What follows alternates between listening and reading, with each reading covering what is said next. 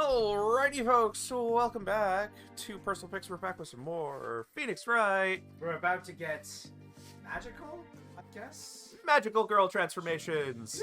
That was hairy. Tell me about it. We barely made it through this by the skin of my. That's not how you do that sentence. We barely made it through by the skin of my teeth. Yeah, that's why I was like, it's either us or me. You can't do both. All right, so we barely made it through the skin of our teeth. Through the skin of our teeth. Yeah. I can't say I'm crazy about that prosecutor Sad Matty either.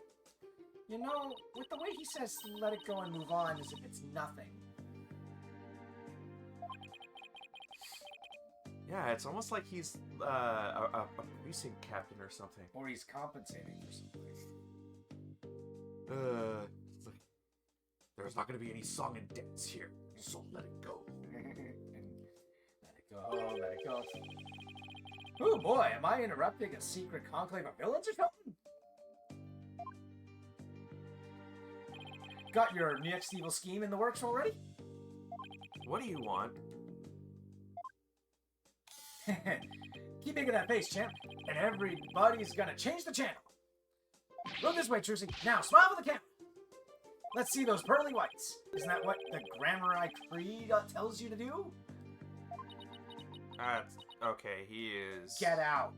Yeah. It's okay, Trissy, you've got some revives on your ears. How does it feel, Trucy? Everybody online can't stop talking about you. They're calling you a real witch hunter. Could this be the end of True Grimari? Go away, you creep! A little too loud. Oh, what's this? Something just changed into charged into frame. Looks like a yellow gorilla or something. Could it be Trucy's pet? Filming is prohibited inside the courthouse. Do you want me to get the bailiff? Huh? Filming? What are you talking about? I don't even have a camera on me. Okay, this guy needs to be prosecuted hard. Huh? What happened to the camera? That's suspect. He just did a magic trick. He works with magicians. Maybe Bonnie taught him something or something like that. I don't know. It just disappeared right before our very eyes. I'll be enjoying the rest of the Trucy show from the gallery. I put out a call for Trucy's fans to come and support her earlier, by the way. But I'll get some great footage out of them. This is gonna be good. Hang loose, baby. I'm trying to go for Tony Stark, but I can't do Tony Stark. Why does that character now suddenly make me think of a different character? Hold on. I didn't press... Are you trying to look for... No, not any of these guys. He's got to be related to them, though. I'm sorry. I can't help but feel like Mr. Reese got canceled on Twitter for something he might have said or done because of the giant cancel thing. Yeah. He said something that he regretted. I have a feeling he might be a long-lost Grammari, but he got ousted from the group because of things happening. I would feel concerned if Anya dressed up as a Mimikyu. Yeah, you finally saw that thing that I posted and linked to you. Yeah. Sylveon makes sense. Mimikyu makes me concerned. It's an official crossover campaign. That's pretty neat, though. They look really nice. Yeah. He called in some of Trucy's fans? But for what purpose? Paulo, that thing Mr. Rettins just did, that was some high-level sleight of hand. Huh? Why would he know how to do something like that? I don't know, but he definitely has some serious magic skills. No way. But I thought he said magicians were a bunch of good-for-nothings. Yeah, see, that's why I'm like, okay, he's a magician, because even I knew that sleight, like, doing it in front of somebody's eyes with something that big is incredibly hard for a sleight-of-hand trick. Mr. Lawyer? Oh, that's her. Mr. Lawyer? Oh, hello, Bonnie. Can I help you with something? Well, there's something that's been bothering me. Really? What is it? Well, you see... Hey, dummy! What are you whispering to Lobster Boy about? Who the heck do you think you are? Are you crazy? You want a piece of this? You know you have to talk to me first before you say anything, you hairbrain. But I... Shut your mouth, you dumb buddy. Come with me, now. I imagine she just, like, used the cane. Yeah. I wonder what was bothering her. There's no way we're finding that out with Betty constantly hovering over her like that. Court is about to reconvene. Will you be alright testifying? Yes, it's just... I wonder what Mr. Rettens has up his sleeve. Yeah, we definitely have to watch out for that. I doubt he's bringing in actual fans. Yeah, probably not. I wonder what he has up his sleeve, too. He'd better not be trying to get under Trucy's skin right now, of all times. Yeah. You're Trucy, right? You'll be fine! There goes Apollo with his best trick. That's right. Whenever I'm feeling down, I always tell myself I'm fine. All right, I'll give it a try. I'm Trucy Wright and I'm fine! Thanks, Polly. I think I can do this now. That a girl. Good luck up there on the stand. You'll do great. Thanks. I'll be fine. I can do this. All right, Justice. You can do this too. Time to focus on the rest of the trial.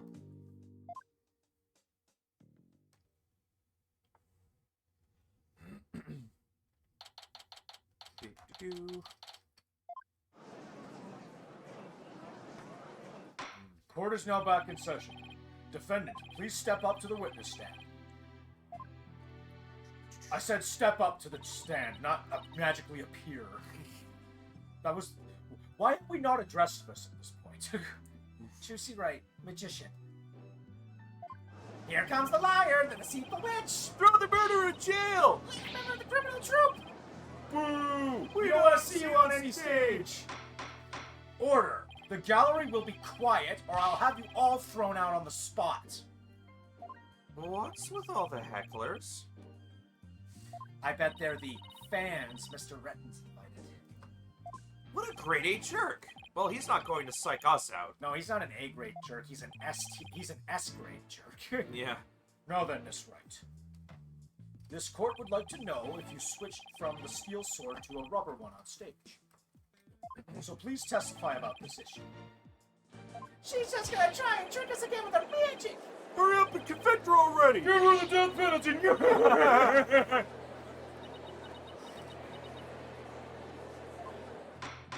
Silence, all of you! I won't tell you again! Miss Wright, do you feel able to testify? Yes, I'm fine. Trucy, I knew I shouldn't have let her go through with this. I'd like to make a small request. How about, instead of testifying with words, I show you exactly what happened? Would that be alright, Your Honor? You can witness my stupendous sword-switching magic and judge for yourselves. In spite of everything, she's still smiling. In spite of everything, it's still you.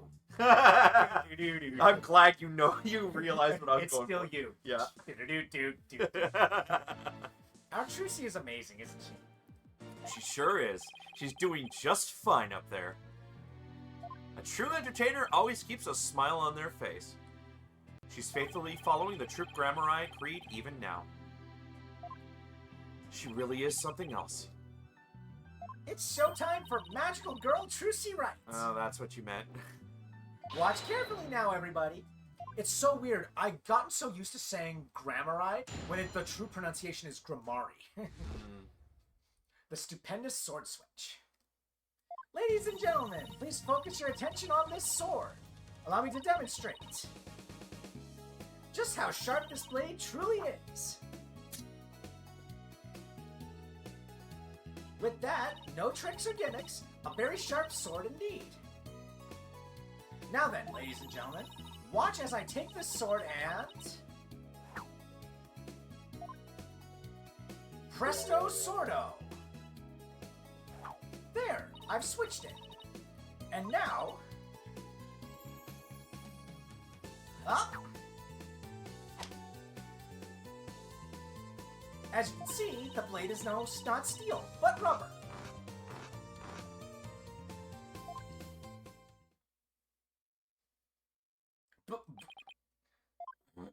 Bravo, Miss Wright.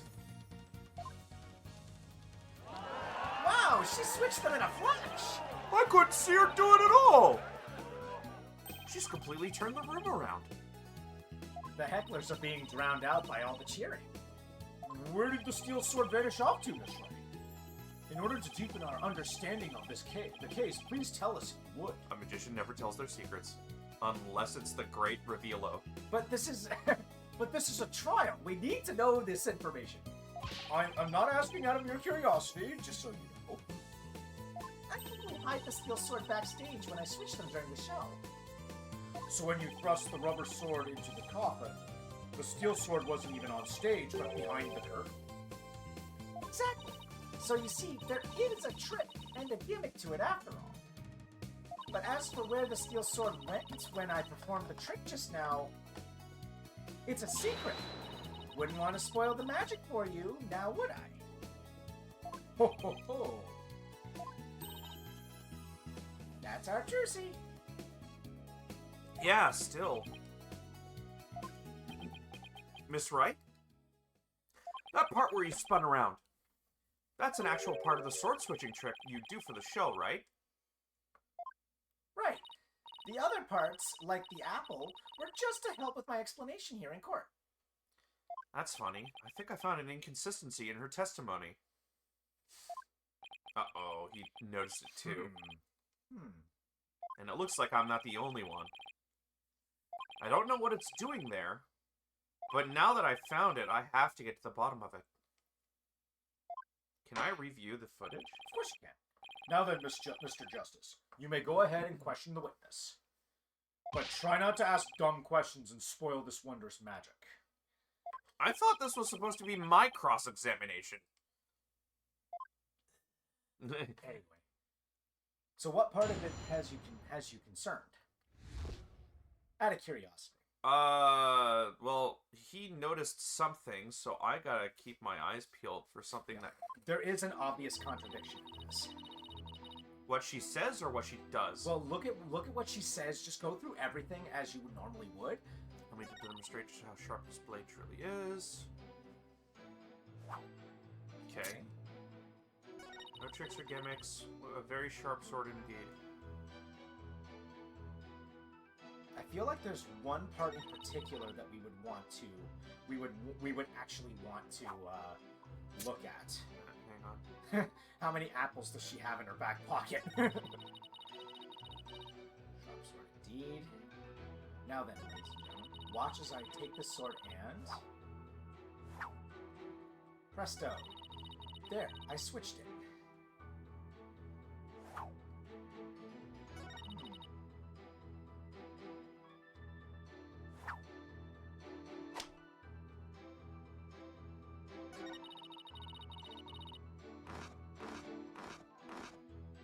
Even though she explained how she does it, it blows me away no matter how many times I watch.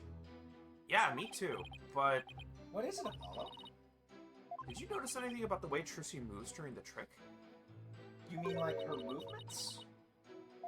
I don't get it. What's the real story, Trucy? There is one movement that I noticed that is different. Compared to her other performance? Yeah. Remember, we're trying to find something about when she switches the swords.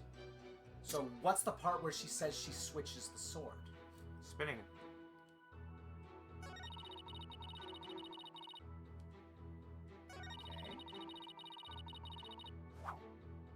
Okay.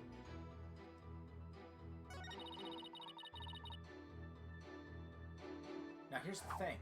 She spun here. She didn't spin back then. Well, why don't we check it and see? Go to present. Go to the show footage. Just don't press X. Now watch the trick and see if she spins in the performance. Because Alright. if she doesn't spin, then there's a problem. Yeah, no, I know she doesn't spin. That's the thing. Yeah, so it seems like that might actually be the thing. But I know what allows her to switch, though. Do you? Yeah, it's the stance she takes when she puts it behind her back. Possibly. You can actually see it in the box behind her when she does it, too.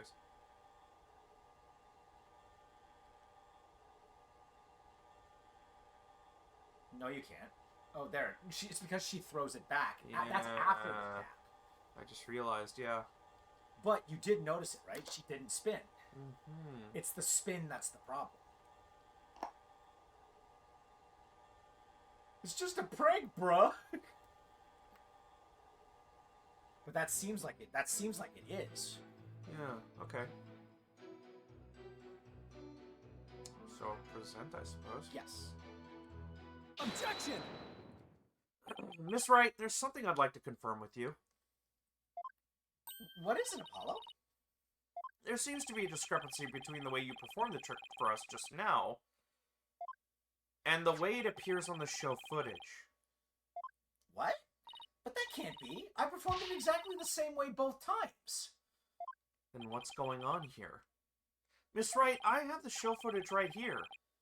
And the part where you twirl your cape around is missing from it. What? But I didn't. So... it really is the exact moment you switch the swords? Yes, that's right. I knew it! Here's the funny thing, though, about show footage. Who's to say someone didn't augment it? Oh. What's the... Like, that seems to be a thing that nobody... No, footage is something he has control over. And there's a funny thing that you might not... It's still up in the air, but it seems like he could have augmented it. You want me to do Nayuta? No, I can... You've done a whole bunch of different voices. No, I'm fine. Okay. Okay, no, I'm fine. Well, I certainly never expected the defense to expose the accused's lie for me. Mr. Justice, does this mean that you are arguing that the defendant did not swap the swords during the actual magic show? No, Your Honor. That wasn't my intention. I mean... I did swap them. I know I did. I'm absolutely sure of it. Objection! Human memory is unreliable at best, but in this case, I am afraid that it is the witness herself who cannot be trusted. We can see the footage for ourselves. The claims of this witness are false. Or the footage is... But...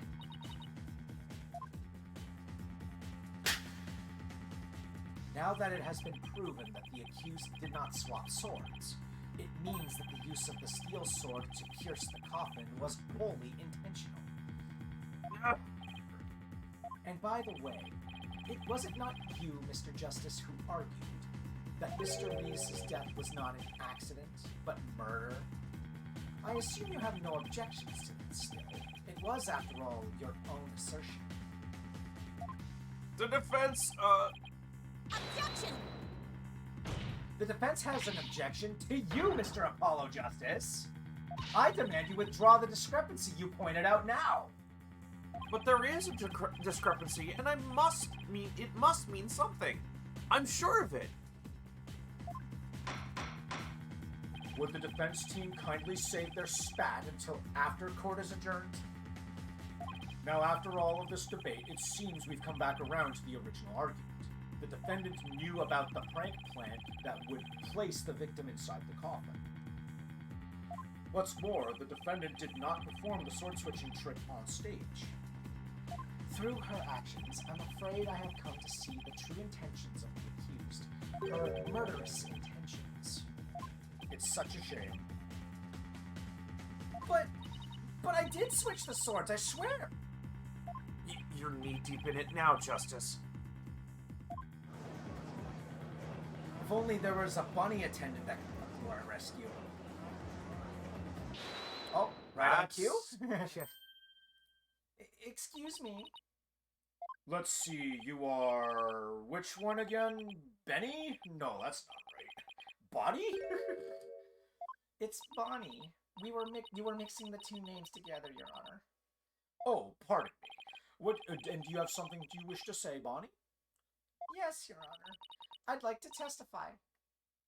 About what? The more I think about it, the less possible it seems. I don't believe Trucy killed Mr. Rios. Bonnie? Hey, what's the big idea? Such an incredible That's gift. me. That's me. Oh, sorry. Such an incredibly gifted and talented magician would never commit murder. I refuse to believe it. What are you talking about, you harebrained hare? Keep your trap shut. I got a bag of baby carrots for you, so chew on those and pipe down. No, I won't be quiet. What's the matter with you? Didn't you hear me? Trucy said something to me once. Huh? She said, no matter how scared you get, no matter how mean people are to you, you can't give in or give up. That's what being a professional magician is all about. Isn't that right, Trucy? That's right, Bonnie. I've always been afraid to stand up to Betty, afraid to defy her, so I did what she said. But when I saw Trucy today, she gave me strength. He's just gonna try and trick us again with her magic! Hurry up, get in there! Give her the death penalty! Yeah. And she just went, "No, you performance." I'd like to make a small request. How about instead of testifying with words, I show you exactly what happened? Would that be all right, Your Honor? You can witness my stupendous sword-switching magic and judge for yourselves. Seeing her courage, the way she kept smiling despite everything, she's just incredible.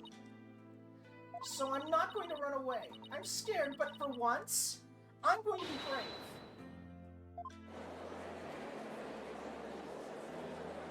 Yeah, what have you done to my sister, Trucy Wright? You practically brainwashed her. Says the brainwashy. It's the power of Trucy's conviction. That's what it is. It's touched Bonnie's heart. Yeah, Trucy is really one magical girl. She just needs a transformation. Bonnie, is the topic of your testimony related to that thing that was bothering you? The thing you tried to tell us about in the lobby during recess?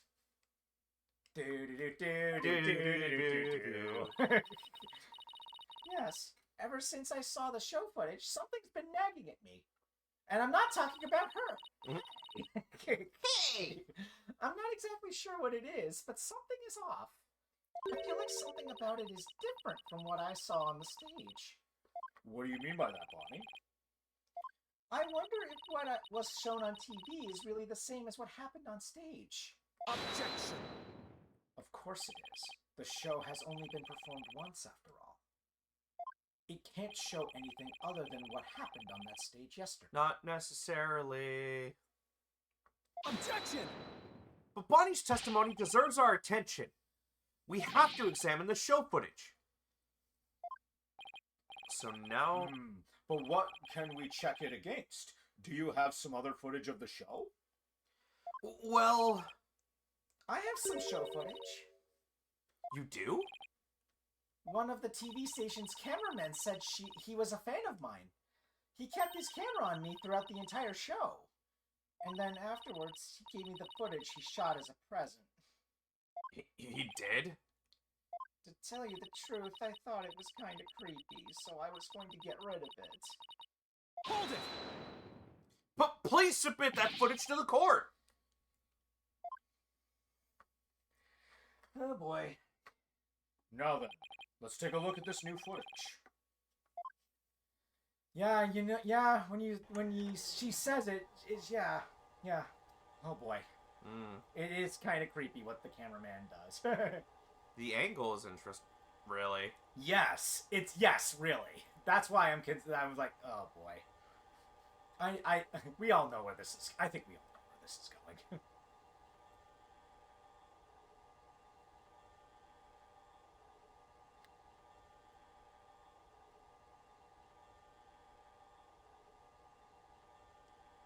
Okay. Oh, I'm sorry.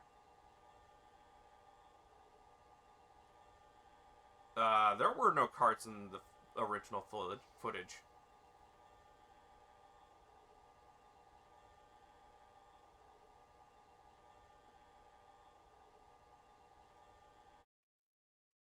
Wow, okay then. He really did keep his camera on Bonnie the whole time, didn't he? I think this cameraman needs to keep his personal feelings out of his work. Well, defense? Did you still believe this new show footage is worth inspecting? Yes. Of course I do. Okay, so how are we going to go about this? Let's try comparing the two. We just might find an inconsistency between them. An inconsistency, huh? I mean, the inconsistency is kind of obvious. Yeah. Yeah, the two pieces of footage are the same scene, so they should match up. But Bonnie felt that there was something off about the original footage. So if we can pick out what's different between the two... We'll know what Bonnie found strange. Exactly. Plus, we may figure out why the original doesn't show the sword switching trick. Your Honor, the defense would like to compare these two pieces of show footage. Very well. I will allow it. I am going to allow this! Yeah. What a waste of time. Apollo, do you know how to compare the two pieces of footage? No, I've never done it before. I'll give you a little lesson then. Use the video player's buttons to go through the footage. When you want to speed through, use the button.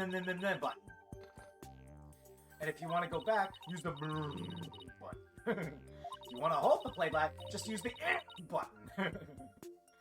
Oh, and by the way, if you fast forward or rewind when the playback is paused, you could do a slow frame-by-frame playback. Okay. And so how do I switch between the two videos? Just use the button. Now, if you find a difference between the two pieces of footage, put the cursor over what's different and present it to the court.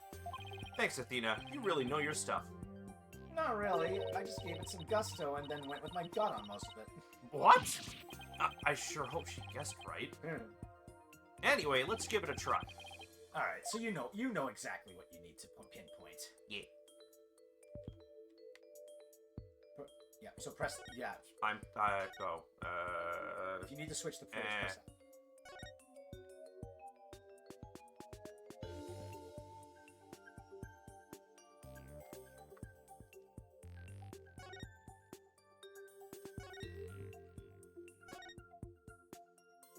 I think that's a bit too far. Rewind.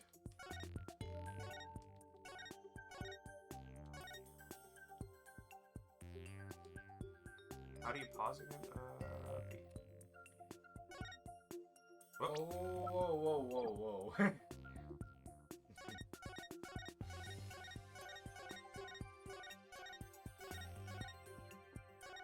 Can you hold the button down? You can, okay. I just thought it was closer than that. There we go. You have to hit the part exactly, dude. Oh. You have to be specific. Okay. Yeah, no. In these cases, you need to be as specific as possible. It's something that they call ice rain. No. You're fine. You're still fine. Exploding. As if. I'm sorry. Yeah. He knows. He knows the answer. Can we please move on? I'm getting punished for knowing too much. You're getting punished for jumping the gun. Not really. Well, you hit it on the scene when you should have hit it on the exact thing. No, stop it. There we go. Just frame by frame it until you see the cards.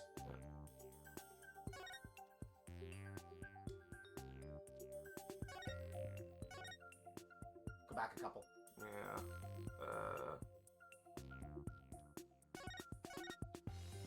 Too far, too far. What? There you go. Now get it on the card itself. There you go. Take that! Funny stopping music thing happened. Yeah, exactly. That's how you know you got the answer Yeah. right. This is it right here. Take a good look at this scene and compare it to the video shot from the front. Oh, the playing cards don't appear in the video shot from the front. Hey, you're right. What's going on here? Miss Wright, what can you tell us about these playing cards? Oh, those?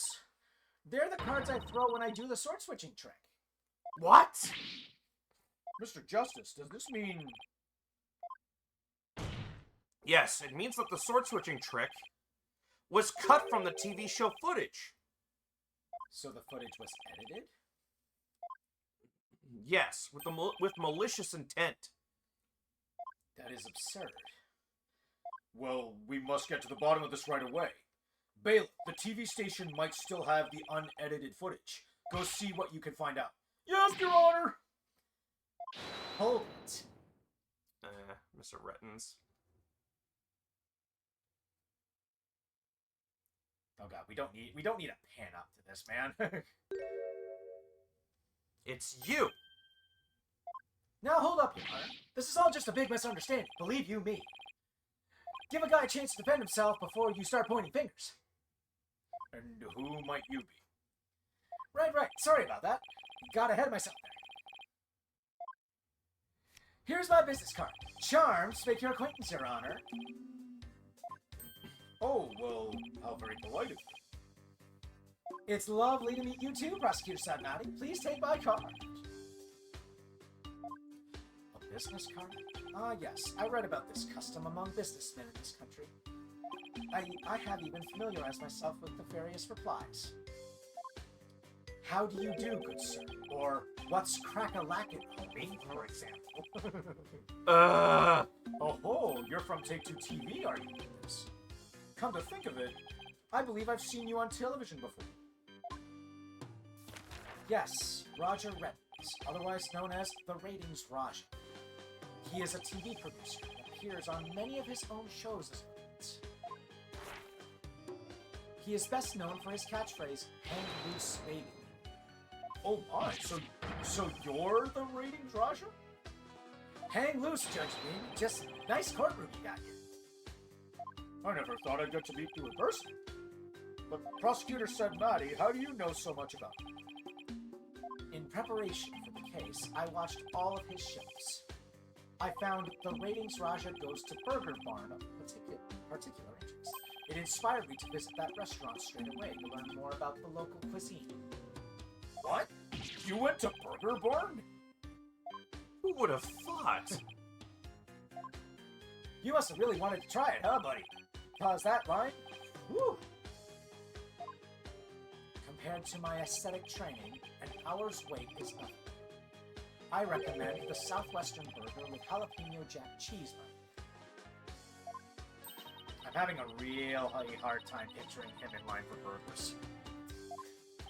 Now, Prosecutor Sadnati's unexpected enthusiasm for food aside, Mr. Rettins, what is this misunderstanding you mentioned? Well, for starters, it's true that the footage was edited. You'll get your hands on this anyway, so I might as well show you the unedited footage. Yeah, I have a feeling it's still edited. It's a pretty long video, so I'll just show you the part with the playing cards. You can see the cards when Trucy spins around, so keep your eyes peeled.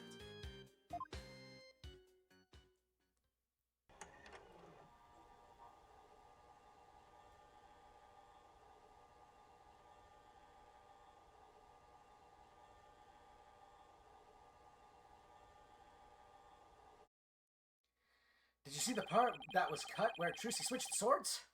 She spins around and the playing cards go flying. Everything's like it's supposed to be. Then it seems the defendant really did swap swords during the trick. Which means the sword Miss Wright thrust into the coffin was the rubber one. Pause for a second. Go into your court record and look at the augmented footage. I want to point something out to you. I don't think you might need to. Well, I'm going to point it out to you. Just so that, because, like, I noticed it, and I'm just, that's why I said, oh, that's why I said a couple days ago, oh, it's more noticeable in this one. Because I don't think it was noticeable in the original version. Hmm? I'll point it out. Watch the footage, The and shadows? wait until we get to the part where she switches the swords.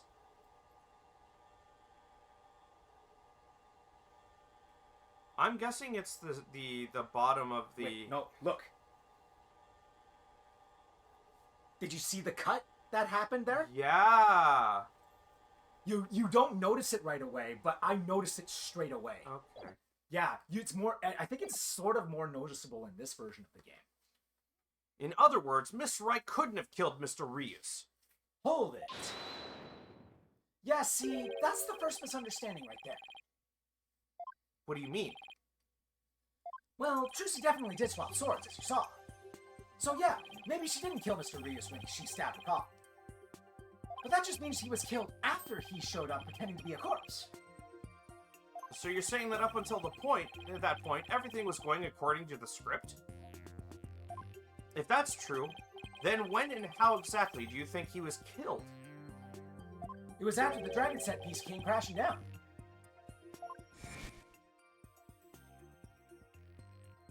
I say Trucy murdered Mr. Rios when she was hidden from view behind the stage set piece. She could have easily done it behind that huge dragon, and nobody would be the wiser. Except that she moved away from the stage when it happened. He's probably gonna say she went back and did that. I see. Indeed, there is a ring of truth to your assertion. You bet. Plus, there's a suspicious-looking shadow in the footage too. It's toward the end of the footage, just before the dragon hits the stage. Might be easier to just see it for yourselves. I've already seen it, thanks.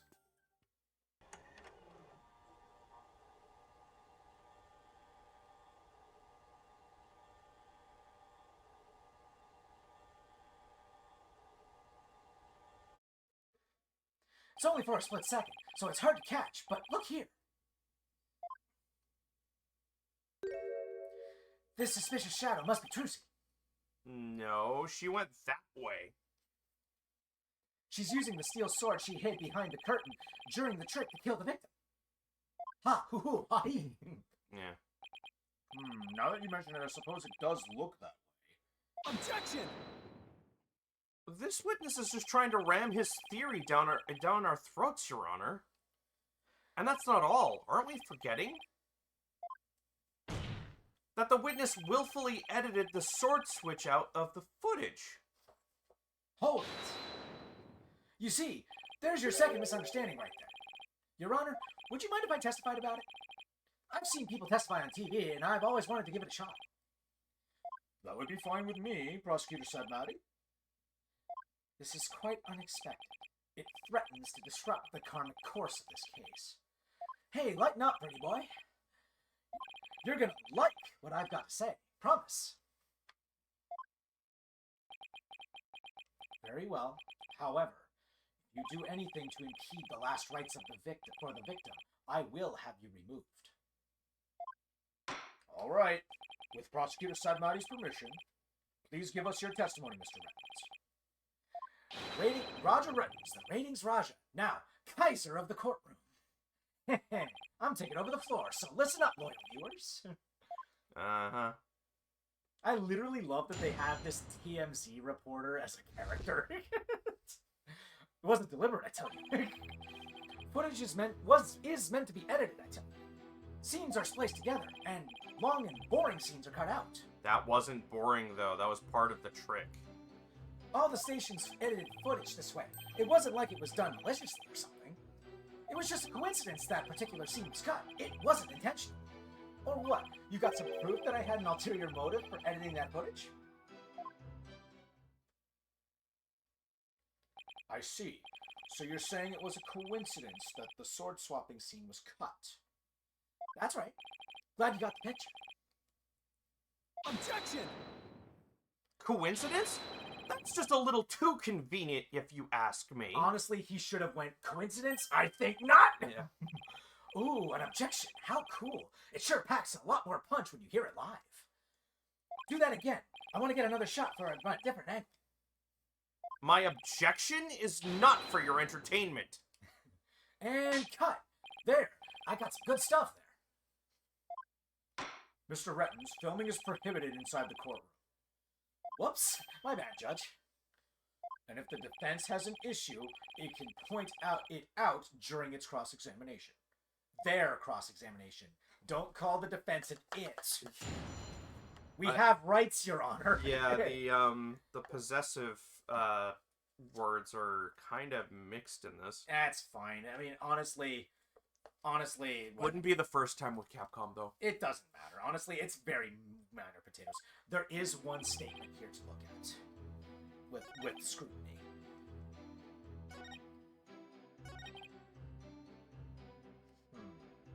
Hold it! Of all the scenes you could have cut, why the sword switching trick? That seems like too much of a coincidence to me. Oh, so now you're telling me how I'm supposed to edit my programs, Big Shot? It's hard being the boss, kid. You gotta make the tough choices, like which content gets cut. Then let me ask you this. Why exactly did you make such a tough choice in this case? You wouldn't understand, champ. It's all about artistic vision. I tell you, people tell you how to do your job when they don't know the first thing about it. I may not know TV, but I know evidence law. And boy, do I have some for you, champ. I might not be able to show that your selective editing was intentional. However, I know you bear the defendant ill will, and this is the evidence that proves it. Think about your choices before you submit it, though. Yeah, yeah, I'm thinking the signature. Yeah. But here's the thing, though. You're obviously looking at both. What in the description points to Rettens' discrepancy? To Rettens' involvement? You're right that it's one of those two options. It's either the contract or the clipboard. You're correct. But which one has Roger Rettens' dishonesty involved? This one. Yes. I was gonna do that because it said dishonest. Exactly. That's what. It's asking you to be specific because the contract technically has nothing. It doesn't show anything involving Roger. Yeah, I know. I realize that. Yeah, no, I got you. I know. Huh? What's that you got there? This is the contract you had Miss Wright sign just before the magic show. This contract between the first party, Take-Two, TV, and the second party, Miss Wright, reads, if, through the fault of the second party, the show must be cancelled in part or in full, the second party must pay $3 million as compensation to the first party. You know what I think they should have done? They should have made it so that since the contract comes up anyways, you could have presented either or. Because it would have led to the same conclusion either way. Yeah. The older games would have done that. Yeah. This game does unfortunately suffer from the far right. It's the answers that you have to present are very specific. Yeah. It's like the joke in those Jello Apocalypse where it's like, yes, you presented the banana, but you're supposed to present the picture of the banana first. Penalty. And that's what kind of annoyed me a little bit. Yeah. $3 million. Da-na-na. That's a completely unreasonable sum. I couldn't agree more. And, of course, Miss Wright doesn't have that kind of money. Nevertheless, Roger Rettens had her sign this unreasonable contract anyway. Or more accurately, he conned her into signing it. Conned her? How did he do that? There's a trick to the clipboard that was used by Miss Wright to sign her contract. It houses carbon paper that can secretly copy her signature onto other documents. Oh, come on now. That's quite a nasty accusation you're slinging my way. For starters, you don't have any proof I had anything to do with that carbon paper stuff. Just because Trucy and her agency can't pay up, that doesn't mean I conned her. $3 million. That's totally out of reach for the average person. In any case, this is important new information. Please add it to your testimony, Mr. Rettens. Where's your proof linking me to that trick clipboard? You don't have it, do you?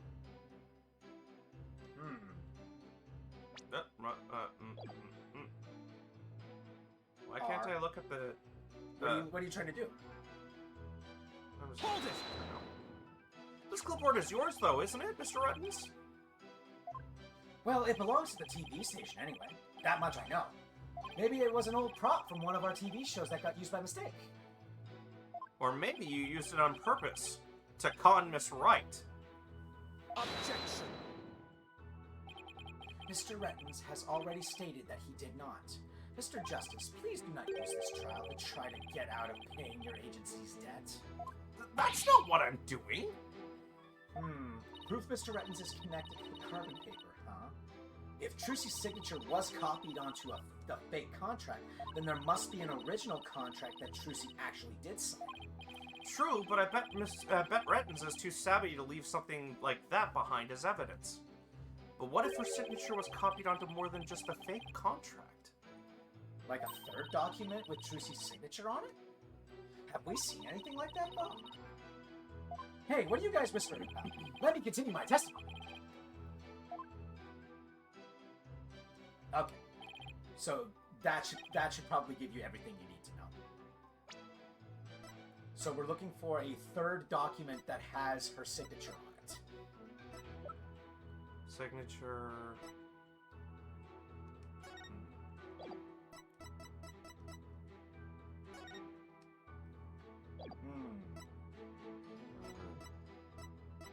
Well, there's that signature, but that one. Note found in the dressing room after the incident that bears her signature. Objection! You must be quite the con man if you can fool a magician with a simple trick. But if you think you can con a lawyer, you're very much mistaken. Hey, kid, would it kill you to enunciate in front of the camera? You know, like a newscaster? I'd like you to take a look at Miss Wright's signature here on this note. Now let's compare the signature to the one here on this contract. Identical. Whoa, would you look at that? They're exactly the same. And I know from signing many papers in my day, your signature never comes out perfectly the same. It never comes out exactly the same. The details of your signature, the things that show that it's you signing the signature will stay the same, but your hand or your body is not perfect. It's going to have inconsistencies from day to day, based on how many times you sign this thing and how steady your hand can be. And yeah, your hand never stays exactly steady. Yeah. There's because of how your body's electricity works, your hand jitters every now and then to stay in motion. Yeah, so it can't possibly make a carbon copy of the same signature. Exactly. That's right, Your Honor. Not just similar, but exactly the same. Nobody can sign their name in exactly the same way twice, unless it's a copy. Yes, keep going. Harder. What? Wait, what? These signatures are proof positive that you conned Miss Wright. And they definitively prove your malicious intent. Say, not bad, lawyer guy. Didn't know you had it in you. This is really getting interesting now. It'll get great ratings for sure. Don't try to dodge the issue, Mr. Rettins. The fact that you bear ill will against my client. The fact is you have ill will against my client. So show the footage. The show footage was definitely edited with malicious intentions. You can't dodge the issue. I have no guard. Yeah. Isn't that right? Objection! What a forced argument, Prince. All you have really proven is not his ill will toward Miss Wright, but his pecuniary greed? That's a new word for me. Pecuniary greed? Pecuniary. Pecuniary? Yeah. Never heard of it. That's right. I just wanted money, baby. Fat stacks of cheddar, that's all. After all, it never even crossed my paths with Trucy before this fashion show. So I have absolutely no reason to bear her any ill will, right? He didn't bear her any ill will, huh? Fat chance. This guy definitely has some major hate for Trucy. Pecuniary, relating to or consisting of money. Okay. You'll see, I'll dig up the dirt and expose the dark heart behind that sweet smile. I'll prove those Grammari magicians are all a bunch of lowlifes. He doesn't have a grudge against her per se, but he has a grudge against the Grammari family. Yeah. I can't prove it with anything, but the things that he said the things he said all point to that fact.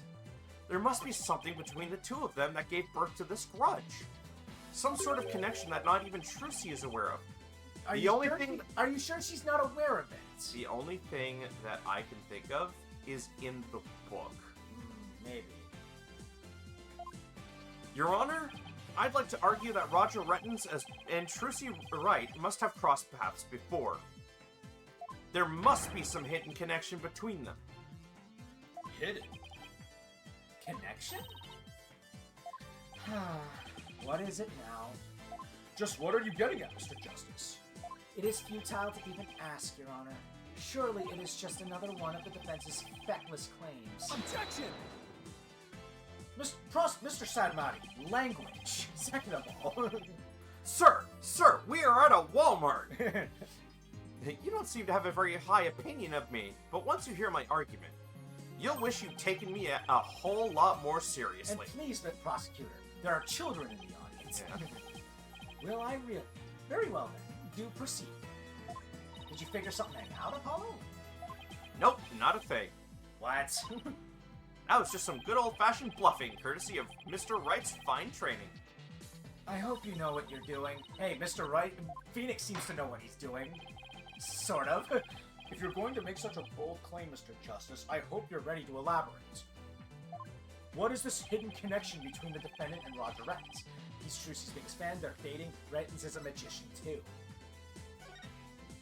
They're dating? That sleight of hand trick Mr. Rettens did during the recess earlier. Filming is prohibited inside the courthouse. Do you want me to get the bailiff? Huh? Filming? What are you talking about? I don't even have a camera on me. He couldn't help it. What if Mr. Rettens is a magician too? What if? I believe it's up to the defense to fill in the blanks, not me. Well, if he is, he may have had some contract with Miss Wright somewhere along the way. Objection! Your argument is hardly worth responding to. But, by all means, please do continue. As a passage in the sacred scriptures of Kurinism states, he who gives a sermon to a monkey is himself a monkey. Yeah, it doesn't matter what you say to a dimwit.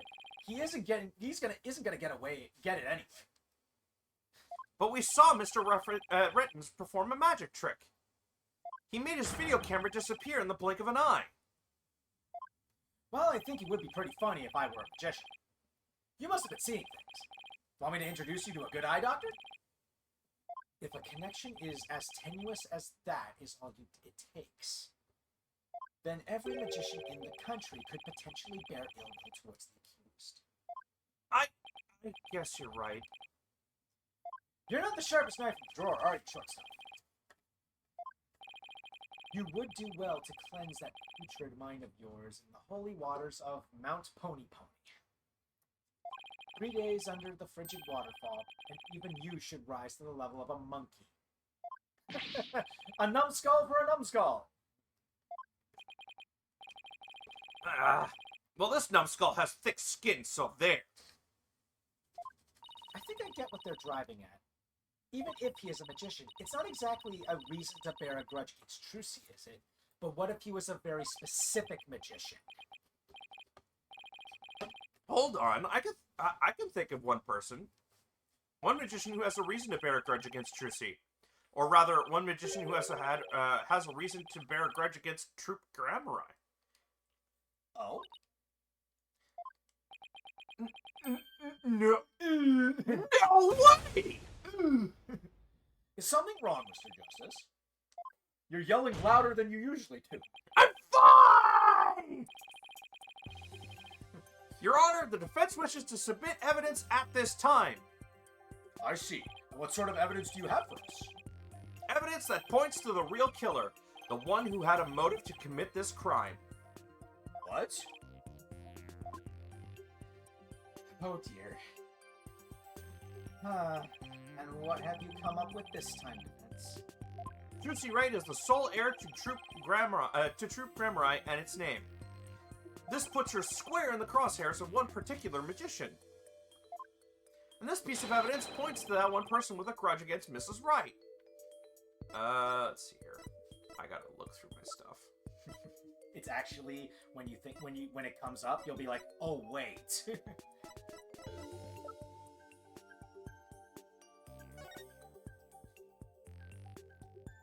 Remember, we're trying to point out I know. Yeah, I'm just saying. We're pointing out one particular magician who might have a grudge against Troop Grammari specifically. Yeah.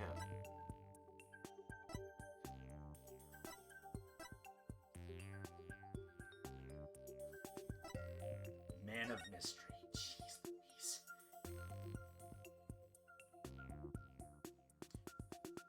Wait. What are you getting at? I was only guessing at that in my head for a while. What's your thought? He faked his death. Are you sure it's him faking his death? I mean, if you're thinking that, then, like, first of all, so who do you think Mr. Rettins is? He's the Grammari that was ousted, unless... Well, what's the one thing you have that shows that Grammari? That.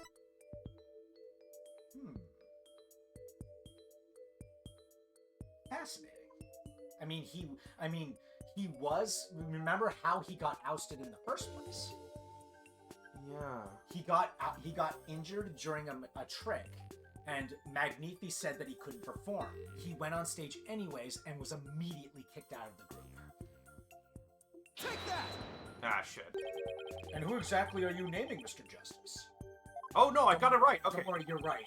I was about to say, like, what's the one thing that shows the magician that might have had a grudge? 13 years ago, the great Mr. Rius belonged to Troop Grammari. But then, the troop ousted him, and Mr. Rius vowed to get revenge on them someday. Seriously, though, folks, I know I didn't say it out loud. It's because it was, like, mulling about in my mind. From the get-go, I actually thought that he might have faked his own death and is the rating Raja. But the thing is, though... There was no proof. The thing is, though, we don't exactly have proof that Mr. Rettins is him right now. I just like to think about hypotheticals a lot. And, yeah, no, that's fair. Like, honestly, I knew once you mentioned it, like, I in the back of my mind, it's like, yeah, he got it right away. It's just, is he gonna realize that he got it right away? I've literally been thinking about it from the beginning. I'm like, oh man, it would be funny if he was the one who actually is the guy. I was joking! Yeah, exactly. But no, like, these cases aren't exactly super complicated when you Yeah. figure them out. But hey, that's the air of a good mystery. With all the clues that have been put, if you come up with the answer right away, that just means you're following along well. Yeah, but in these games, at least the early games, if you Yeah. jump the gun on those assumptions, Yeah. you get blasted. Yeah, it's true. But now we have to prove that, and I know exactly what they're gonna bring up. But Mr. Rius is the one that died, right? Mm-hmm. And what better way to accomplish that than through the ruination of their sole heir? But Mr. Rius is the victim, Mr. Justice. You've named a dead man as your suspect. But is he really dead? What do you mean, is he really dead? If the fact that Mr. Rius is the victim is what's throwing you off, then how about we consider this possibility? What if the man who died on that stage yesterday wasn't Mr. Rius? His scars are missing.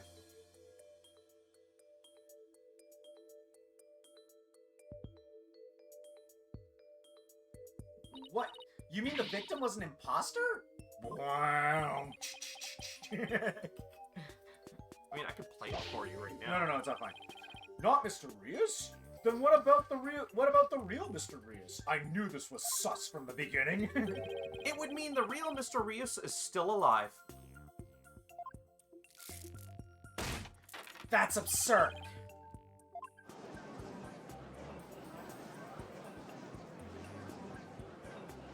he's sweating bullets right now, realizing if he asks me to pull my sleeve down, they're gonna see it. Mr. Justice, who is the real Mr. Rios, if not the victim of this case? It's all coming together now.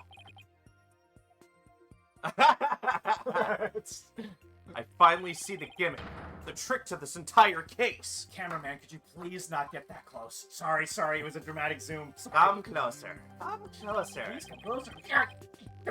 Too close. This should explain everything, Your Honor. The real killer, the one who hated Troop Grammari and wanted to sully its name, the magician lurking in the shadows who set up a fake Mr. Rios in his stead.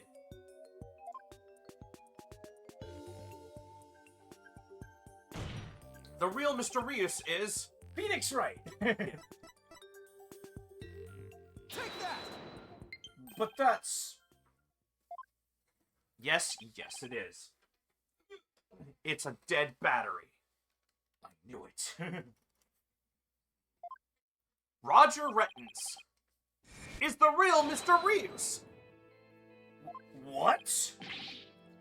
Him?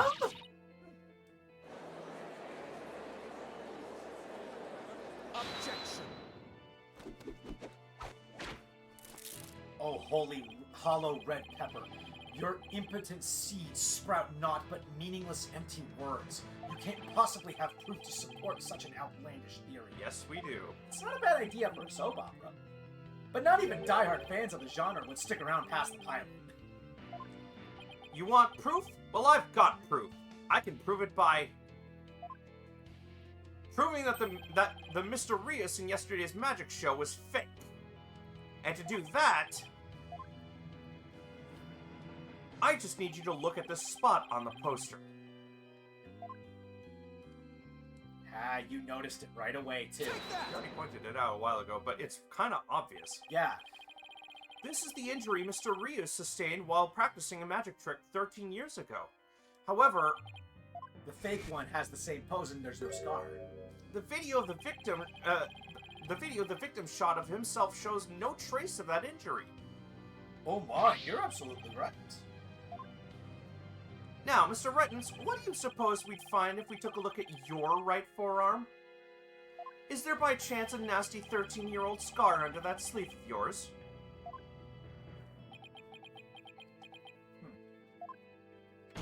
Well, Mr. Rettens, why don't you roll up your sleeve and let the court have a look? Or are you hiding something else up there?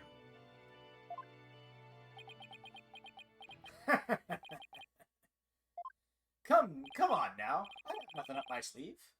I don't need to hide anything up there, because I require no tricks or gimmicks. For you see, my magic is the real deal.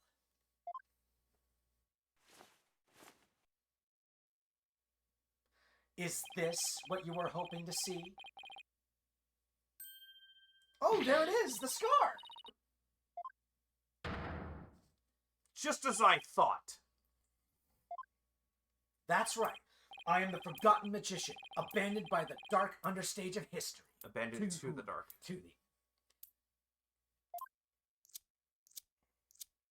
the great Mr. Rios. This is totally absurd. Oh no, he suddenly got really cool. Yeah. Milady. If only he wasn't wearing such a stupid outfit. Yeah. Okay, the shirt's fine, the shorts.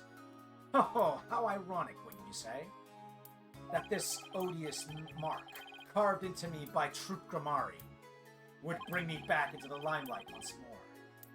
Strange are the comic threats before me. If the witness is the real Mr. Rios, then who is the victim who perished in the magic show? The person he killed. He was but a fan. I met him on one of my programs several years ago. He said he had become a magician out of admiration for the great Mr. Rios. In confidence, I told him my true identity and let him take on my mantle. And when did this man take over for you? About 2 years ago, I taught him my tricks, and even acted as his producer. And so, a mere amateur became a popular magician overnight. Courtesy of my magic and the stage we on the stage we call television. Hope you enjoyed the show.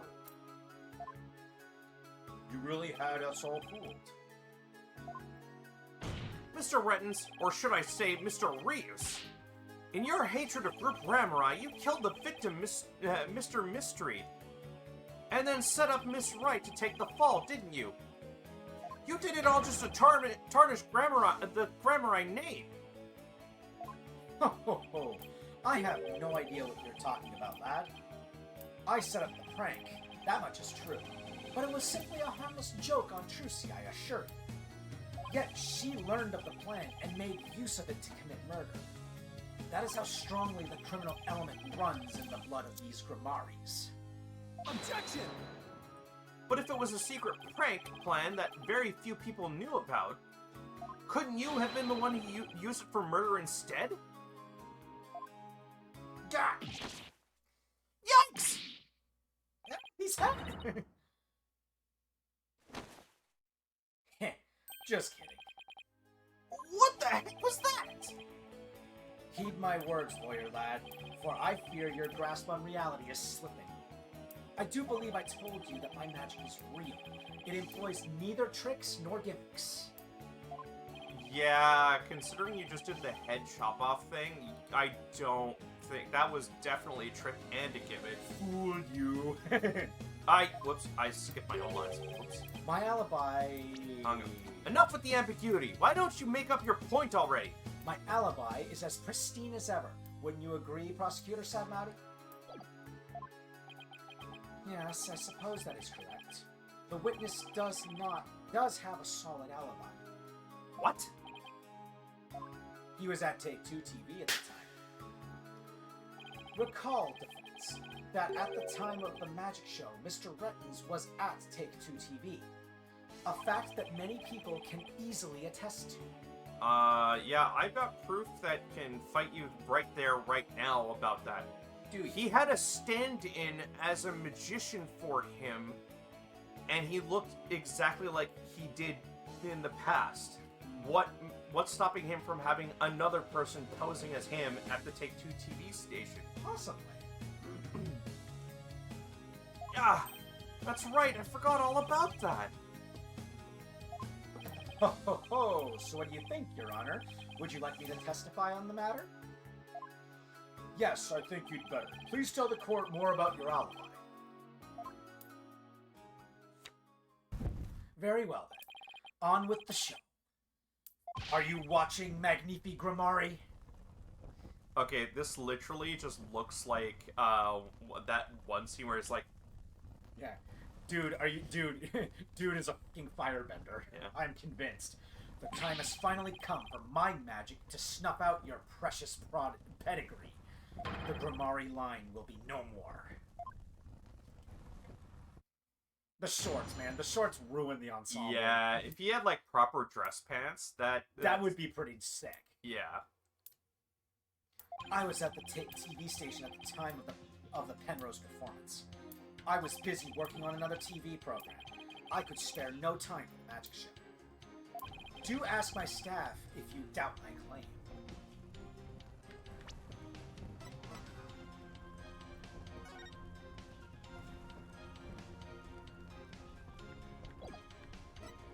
I'm just double checking because I seem to remember something. Oops.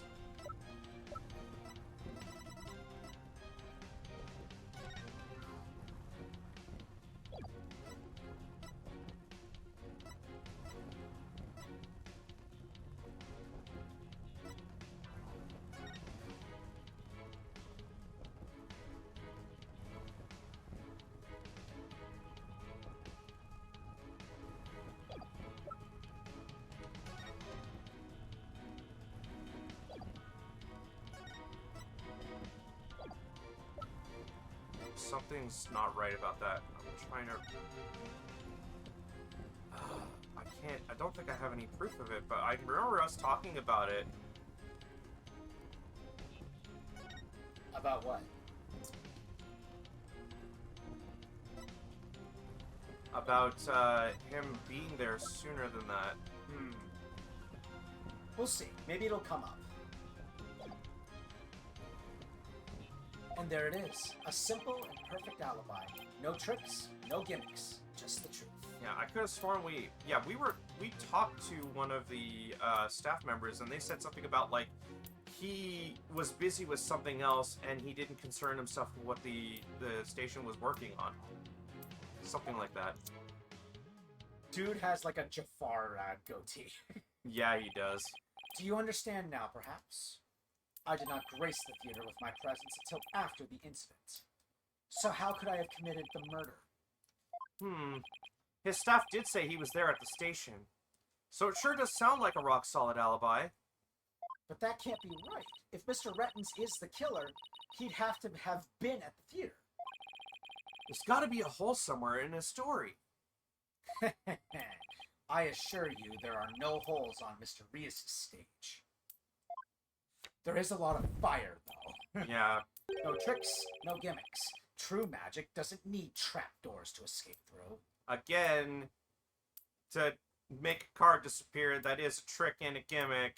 I just have a lighter in my pants. That, yeah, but cards don't just burst into flames like that, though. Do enjoy my show to the fullest, and my real alibi. Alright, so... what do we do when we need more info? Press. Hold it! But you did come to the theater eventually, isn't that right? Indeed. Anxious to see how the show was progressing, I made my way to the theater. Let's see, my journey took about 10 minutes by car. Could he actually have been at the theater during those 10 minutes, killing the victim? Ho ho ho, allow me a stab at reading your mind. Aha! Could I have been at the theater during those 10 minutes, killing the victim? How in the... But no, I took a taxi. The driver can attest to that. Feel free to call the taxi company if my word does not satisfy you. The driver is a big fan of the ratings, Roger. I even gave him my card. He gave the driver his card? That was very clever of him. You might as well give it up, lad. Questioning real magic is a fool's errand. Besides, you know very well what I was doing at the time of the incident. I was busy working on another TV Pokemon. I could spare no time for the magic show. Hold it! What was this other TV show you were working on? My own special project, you see. One moment. Perhaps this is more appropriate. It's a Ratings Raja special production. Yeah, hang loose, baby. It's called Desperation Regeneration. He switched personas just to say that? What's the show about? Washed up has-been singers and comedians get together and play musical chairs. The winner of the game is given a second chance in their career. A priceless prize for chumps who wash up too early in life. Sounds great, right? Might I suggest you appear on that show, Mr. Justice? As the ex-lawyer who used to make ridiculous bluffs in court and faded sadly into obscurity. And let the Ratings Raja produce my TV debut? Not in his lifetime. Not in this lifetime. You have great reactions. Who knows? TV might be your true calling. Hey, whose side are you on? In any case, I was overseeing production of this program during the Penrose performance. Do ask my staff if you down for playing. We did. Hold it! How do we know those staff members aren't in cahoots with you? I make it my business to perform solo. My magic has neither need nor want of assistance. After all, one of them could reveal the secrets behind my magic, could they not? Wait. So he doesn't trust anybody, huh? He's the complete opposite of Trucy. There were many people there in the studio audience who saw the witness as well. Audience? Audience. Audience! Even if he had been able to persuade his own staff to cover for him, he could not have convinced so many complete strangers to do the same. He really has made a rock-solid alibi for himself. Yeah, it's almost too good, you know? It's eerie how perfect it is. Has all been revealed to you now? And there it is. A simple and perfect alibi. No tricks, no gimmicks, just the truth. Hold it! I've got it. Do you have a brother? A brother that looks exactly like you, maybe. Again with the twins business? You think the audience will let you get away with using the same gimmick twice in a row? If you do not believe him, Defense, why not investigate for yourself? Though I am sure your efforts will prove to be thoroughly fruitless. Yeah, I guess the twins theory is a little far-fetched. No? Well, no. It being far-fetched for it happening twice in the same thing. It looks like I needed to press everything and then just let it go. Mm-hmm. His alibi really is airtight. I believe we've heard enough. While I believe the witness does indeed harbor some ill will against the defendant, there is no reason to doubt that he was at the TV station at the time of the incident. Yes, the facts prove it was impossible for the witness to have been involved in this crime. Yeah, but what if it happened after he returned? Because they don't know the time of... We don't actually know the time of death. No. There's also the fact that, like, they're claiming that, like, the murder happened, like, you know, in a conventional manner. Yeah. What if the murder was a magic trick in and of itself? And I already know what it is. Mm-hmm. Mr. Reeves, because he had the clip on his, or not Mr. Reeves. Yeah, Mr. Reeves. His name is Man of Mystery. Yeah. Anyways, the guy who's dead. Yeah, the guy who's dead. Had a clip on his belt, meaning he could have been yanked to the ceiling, and one of those sections wasn't padded. And he was stabbed in the back, exactly where, like, a little above where that line is in the first place. Maybe he set up a knife up there, and all he needed to do was yank him up into the air. Yeah, maybe. Oh. That would explain one other thing that we saw the day of the investigation that technically hasn't come up yet. These last rites for the victim have dragged on long enough. The soul of the victim himself is so bored that it is resting on top of your Honor's head. It is? My, Your Honor, so gullible. I guess that's why I like you so much.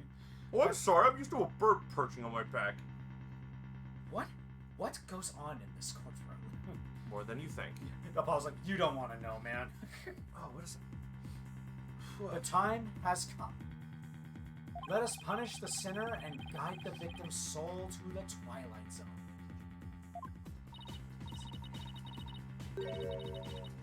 Apollo, Trucy has been thrown in prison. We'll be thrown in prison, and we'll be out of a job. But if you catch tasty fishies, will you sell me some at a good price? I told you I have absolutely zero intention of going off on a tuna boat. Oh. Think, Justice. You have to figure this out. It's no use. It's no use! Take this! I can't find a single flaw, so what now? Ho, ho, ho! Behold my never-ending magic show. Come for the awe-inspiring showmanship of the great Mysterious. And stay for my grand illusion until the end of time.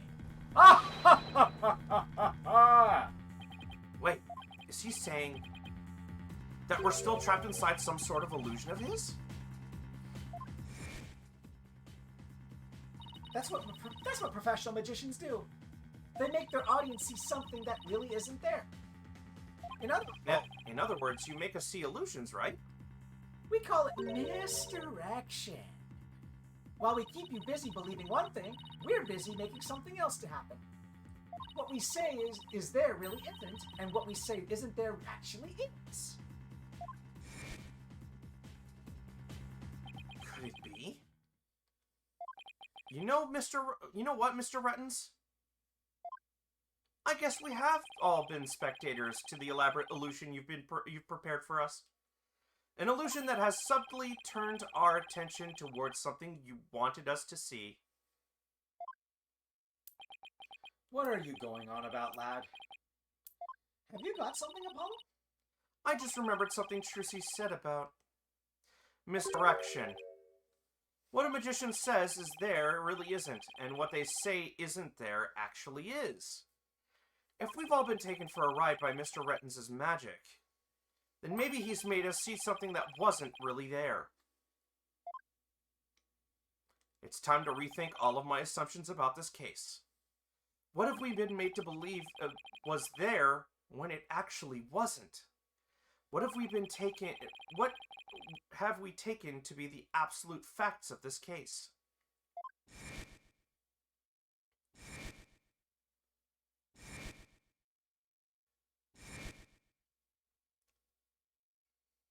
If I reevaluate the validity of all these things, then just maybe... Are we doing speed? You want to try that again? Are we doing a speed montage like Phoenix does? Oh, you mean like those revisualization moments? Yeah. Not yet. There will be one later. No. I thought maybe Apollo can do that too, but it's clearly probably just going to be Phoenix that does it. You'll see. Okay. You'll see. Athena, there's something uncanny about this case. Okay, what is it? Bretton's alibi. It's too perfect. That's true. It's like it's impossible to break, no matter how hard we try. But maybe that's the trick. Maybe that's exactly what he wants us to think. I'm not following. We're not making any headway here because we've been so focused on breaking his alibi. Oh, I think I get it. You're saying he's using misdirection on us, right? It's definitely a possibility. Would the defense care to share with everyone what it's discussing over there? Your Honor, we believe that if we were to reconsider a certain assumption, we may finally arrive at the truth. In fact, I think we'll even finally see who's hiding behind the curtain, so to speak.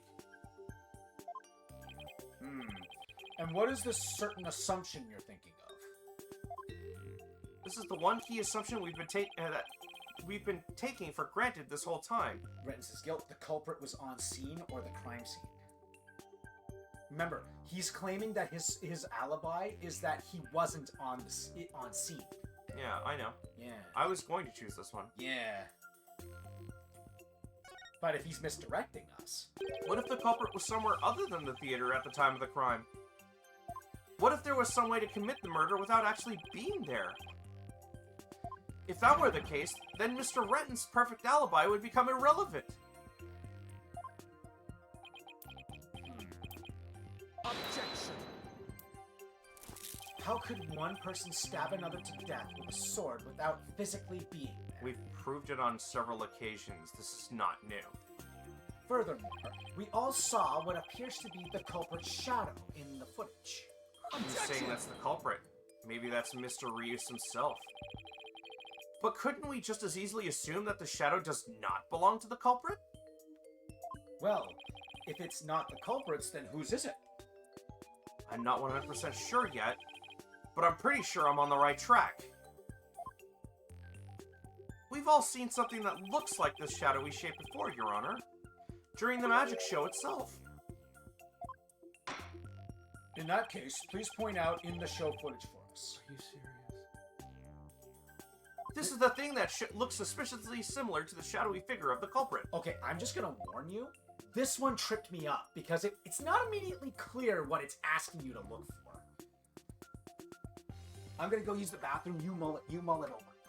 Mull it over. See what you can come up with. Mm-hmm. Don't make any judgment calls until I get back, unless you feel confident. Yeah.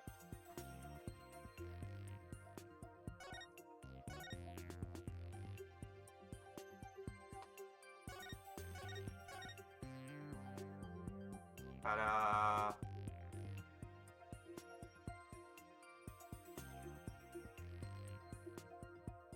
Nope.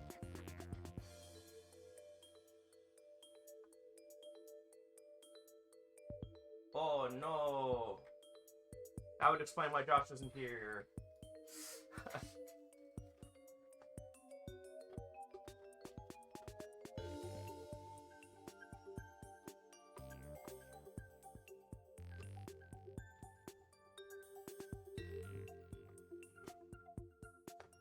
Everybody's dropping like flies. My roommate's sick. Zyka's sick. And Josh just called in. Well, not sick, but he's not able to come. Everybody's dropping like flies.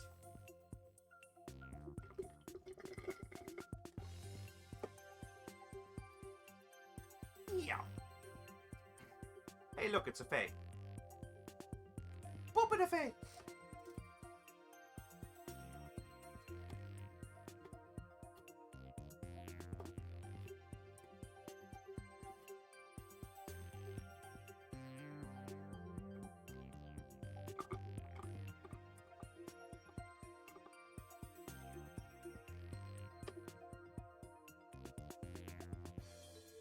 So, Josh called in away as well. Okay, so we have a choice. We can either keep going or we can. I honestly think we should probably do the preamble before the next chapter, because it's going to take a little while. It might take a session anyway. Yeah. So yeah, that's what I wanted to show. Okay. So now my question is, I forget, is this the first shadow or the second shadow? The first shadow. Very good. You found it the first try. I mean, I noticed it the first time. Yeah. Like the thing is though, when I played it and everyone else I've seen, they claim that this part wasn't immediately clear what they were referring to. But you found it, so good. Doesn't this shadow resemble the suspicious shadowy figure? Now that you mention it, it does, doesn't it? Miss Wright, could you identify the shadow for the court? Let's see. I believe that's Mr. Hat's shadow. It's from when he's being pulled up from the stage to the catwalk overhead by wire.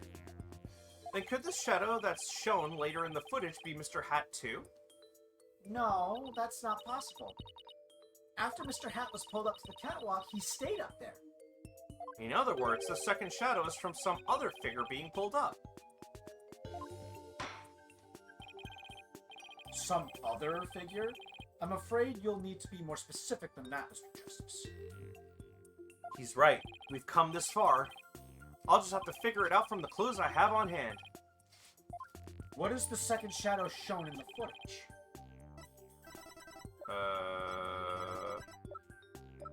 The only thing I have is... Take that! If we consider what's happening on the stage at the time, there's only one answer. The shadow belonged to the fake Mr. Ryus. In other words, Mr. Manov Mystery. The victim? Please take a look at the prank plan script. Mr. Mystery was to pretend to be dead, and then fly up into the air after that. Isn't that right, Mr. Rettens? Indeed. And what of it? I contend that that's exactly what happened. The victim was wearing a stunt harness around his waist. It was most likely attached to the stunt wire so that he could be pulled up into the air. So you're suggesting that after pretending to be dead in the coffin, the victim flew up into the air, just as the prank script says? Exactly. We couldn't just see him. We just couldn't see him flying up because the dragon was blocking our view. And that last trick, ladies and gentlemen, is the true pièce de résistance of the culprit's murderous magic show.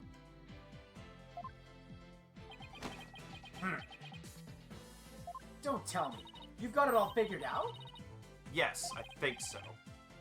If we can just look beyond Mr. Rettens' last bit of misdirection, we should finally be able to see the real truth. The victim must have been pulled up to the catwalk just like Mr. Hat, and hit the cushioning up there with considerable force. We just have to figure out what else happened up there at the time. Are you ready to elaborate, Mr. Justice? Yes, Your Honor. I'm ready. In that case, please answer me this. Why did the culprit make the victim fly up into the air like that? To murder him. Just why did the culprit have to have the victim fly up after he appeared in the coffin? And how did the victim actually die, when he was only pretending to be dead in the coffin? If we could figure out how these two questions relate, the answers should become clear. Could it be? Mr. Mystery must have thought he was still part of a prank when he appeared on stage. He probably didn't suspect a thing as he was being pulled up into the air. After Miss Wright was called backstage and just as the set piece fell. But the culprit had already planted the real murder weapon in a cushion in the catwalk. It was probably a knife or a blade of some sort. What? You mean... Yes, it really was a magical murder. Just as the prank script said, Mr. Mystery was whisked up in the air and straight into a blade there in the catwalk.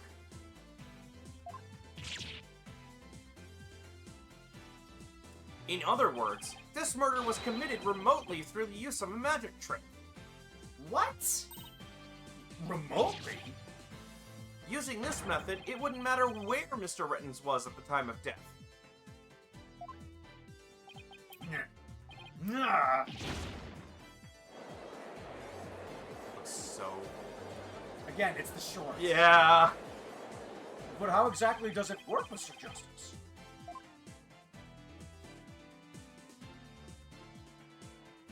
"3D!" Just before the murder occurred, I love that they brought back the 3D models from Apollo Justice. the dragon set piece was set up in the catwalk. It and Mr. Manoff Mystery were connected to each other by a wire at the time. By carrying out the prank plan, Betty made the dragon set piece fall, which caused Mr. Mystery to rocket straight up and into the blade in the cushion.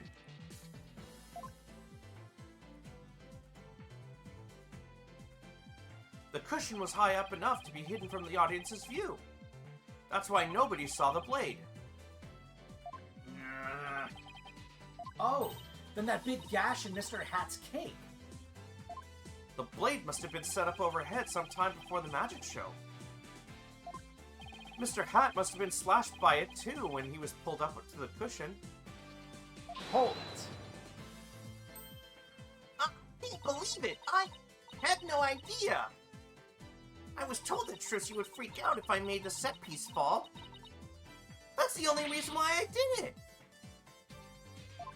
You were used, Betty. Roger Rettens used you. I thought he was my little puppet to boss around, but it was the other way around.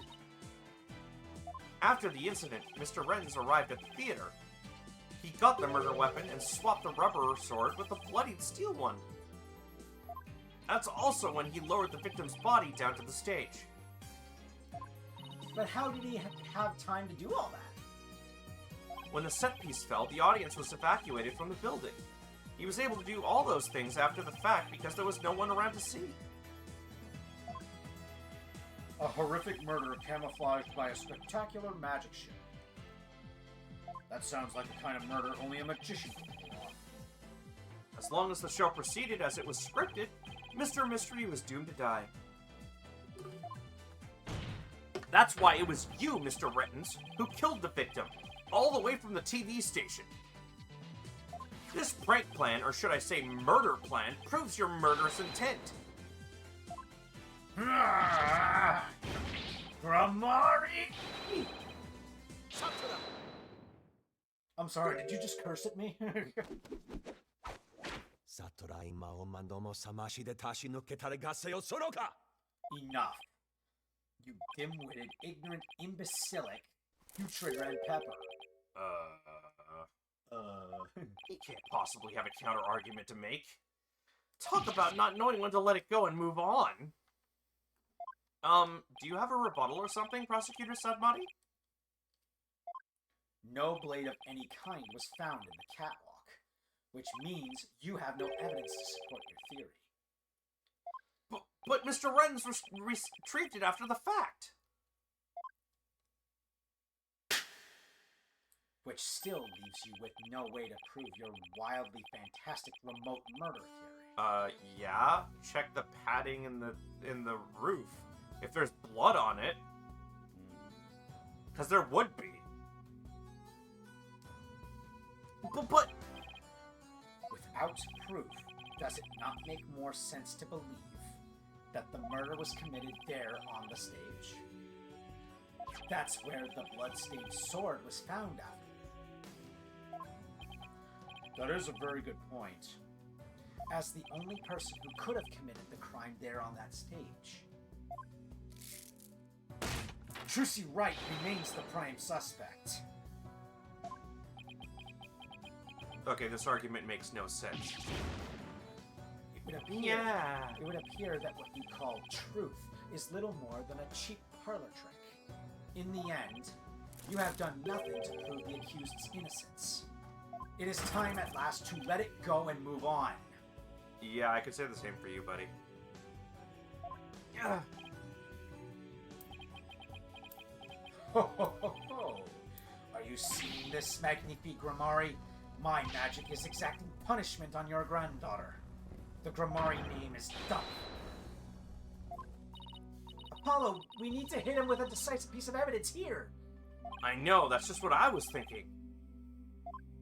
Mr. Justice, do you or do you not, or don't you have anything to prove that the witness committed this remote murder you proposed? Of course I do, Your Honor. This entire incident was carried out exactly according to the script. Right, so theoretically there should be no evidence for us to find or use.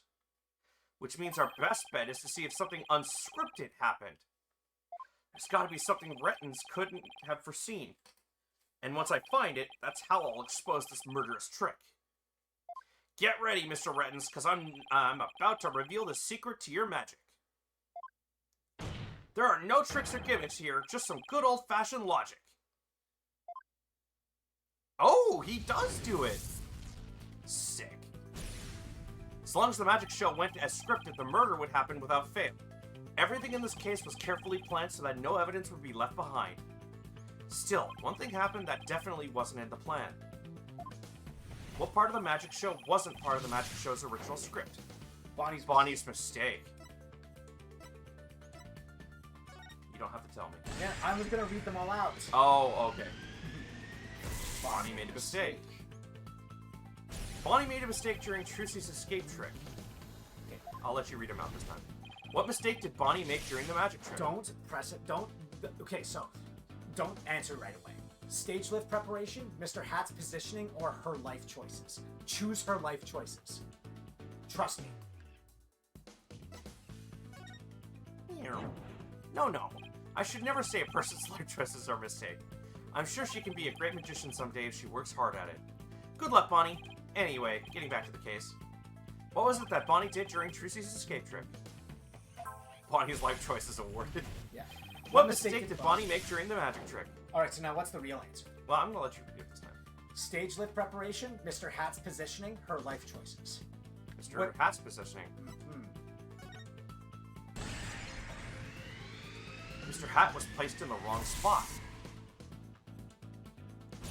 Because Bonnie placed Mr. Hat to the right of the coffin instead of to the left, Trucy had to reappear on the side of the coffin opposite to the one in the show's script. But the culprit didn't know that when he first arrived at the theater, which means he was bound to make a slip-up when he tampered with the crime scene. Which part of the culprit's cover-up attempt was affected by Trucy's new position? Blood in the coffin hole, the edited show footage, fingerprints on the coffin.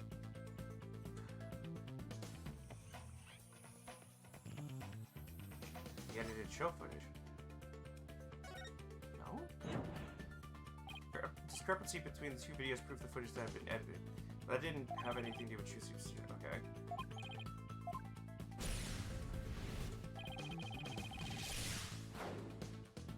Oh, wait a minute. I know what it is. If Trucy appeared on the opposite side, what would affect part of her trick? The switching of the sword. Not the switching of the sword. The stabbing of the So what side of the coffin would she have stabbed if the trick went off without a hitch? The right side. So what would be affected by that? Blood in the coffin hole. I see. I understand now. The blood was on the wrong side of the coffin, too. Thinking Trucy had appeared on the left, the culprit must have put blood in the left hole. but the blood was eventually discovered in the right hole during the police investigation. If the killer had originally put the blood on the left side, that means he must have tampered with the scene again afterwards to make it line up with the facts. To make the crime scene consistent with the facts, the culprit must have Drop the set Set piece, piece, wiped off swap- the fingerprints, swap the coffin sides. swapped the coffin sides, because they're interchangeable. Yeah, and that was proven. The culprit swapped the coffin sides.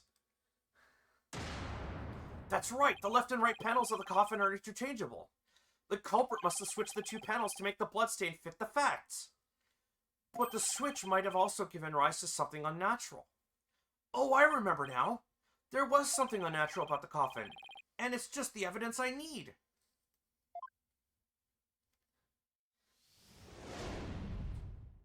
I love those visualizations. Yeah. And I love how they did it this time. Instead, in Dual Destinies, it was shown going sideways. Yeah, now we're seeing it in 3D. You're seeing it go forward. Yeah. And notice how when you get pieces right, it gets more intensified. Your shock meter gets more intensified, and you hear the sound emitting more. Yeah.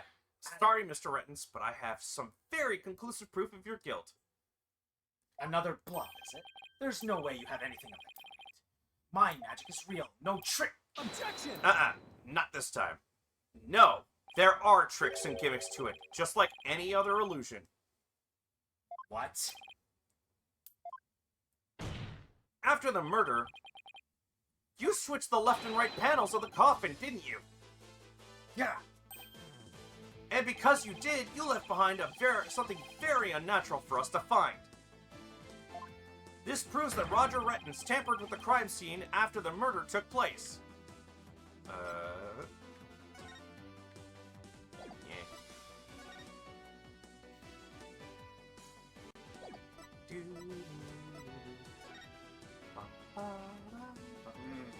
Wait.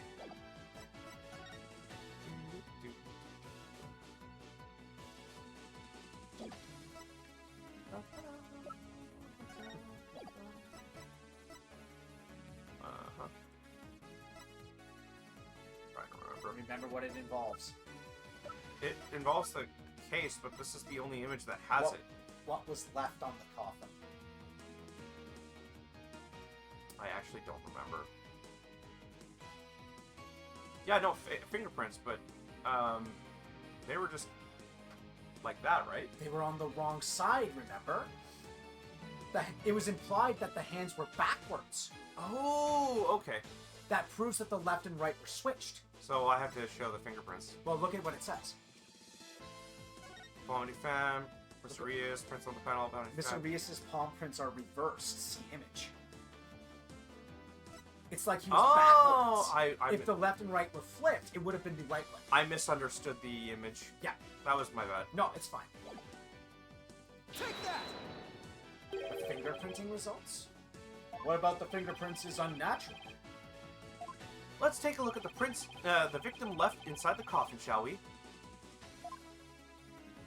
The victim was facing forwards in the coffin. His prints should have looked like this. However, what we found was that they were facing the opposite direction. It's quite unnatural for the prints to be facing this way, don't you agree? Ah! It is strange, isn't it? But how did they get like that? They got this way because the culprit thought the magic show had gone according to script. The culprit thought Mr. Hat would be on the left side of the coffin, and that Miss Wright would also pop up to the left of the coffin as per the show's script. Then he then assumed that she had thrust the sword into the hole on the left side of the coffin. That's why he put the blood in the left hole when he was trying to cover up his crime. But sometime after leaving the bloodstain, the culprit must have realized his mistake. He found out that, due to Bonnie's mistake, Mr. Hat was to the right of the coffin.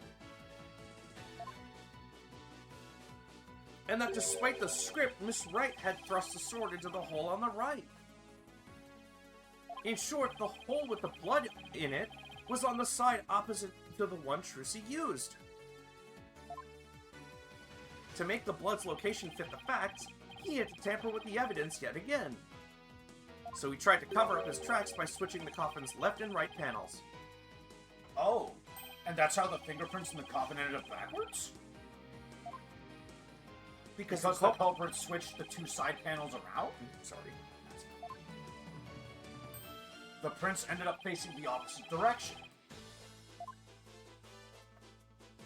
But instead of going to all that trouble with the panels, why didn't the culprit just wipe the blood away and redo it on the other side?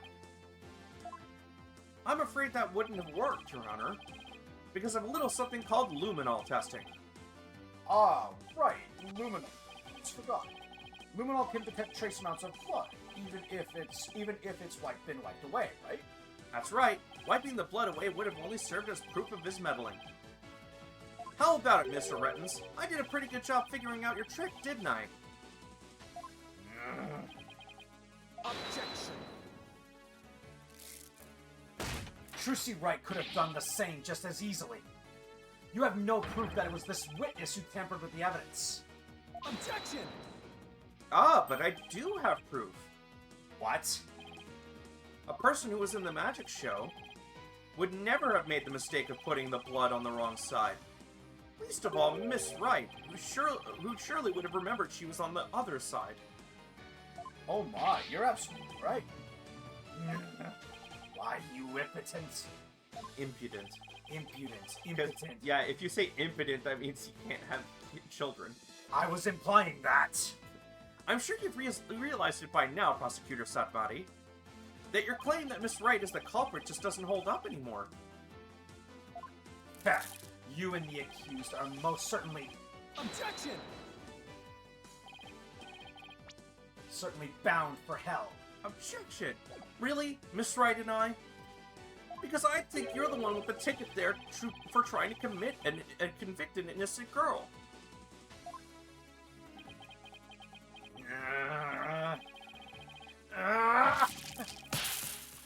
He got slapped in the face by his own beads. Prosecutor Sanmari, are you alright? He just got ultra comboed.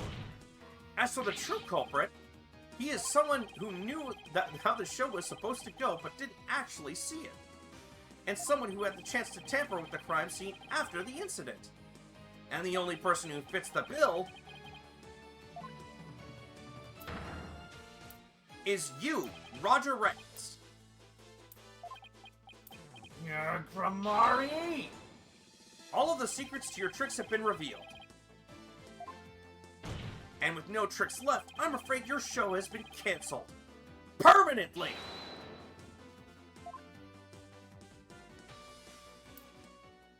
Ugh.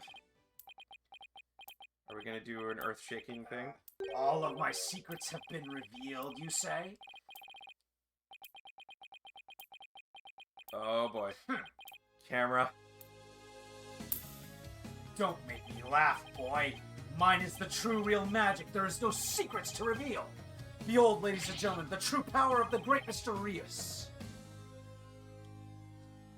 Witness a magic far greater than true Gramari's. Burn! Crumble! Fall to my furious flames. The great Mr. Rios will bring an end to you all! He killed them all. And now for the final heir of the Gramari name, right here, right now, you too shall burn. Huh? No, this isn't right.